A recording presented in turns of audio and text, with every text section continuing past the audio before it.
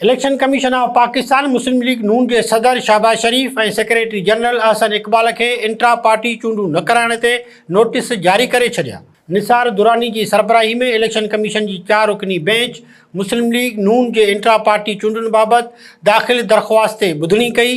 नून league तरफां को भी वकील पेश न थियो। पार्टी ऑफिस जा मुलाजिम इलेक्शन कमीशन आॾो पेश थिया। Member election commission justice retired Ikramullah remarks ॾींदे चयो त मुस्लिम लीग नून इलेक्शन में दिलचस्पी न पई वठे। छा मुस्लिम लीग नून के मुअतल कयो वियो आहे? संदन निशान वापस वरतो वियो आहे। इलेक्शन कमीशन के अमलदारनि चयो त असां पार्टी के शोकाज़ नोटिस मोकिलियो आहे, जंहिं ते इलेक्शन कमीशन के मेंबर निसार दुरानी चयो त हू मुस्लिम लीग नून के आख़िरी मौक़ो ॾेई रहिया आहिनि।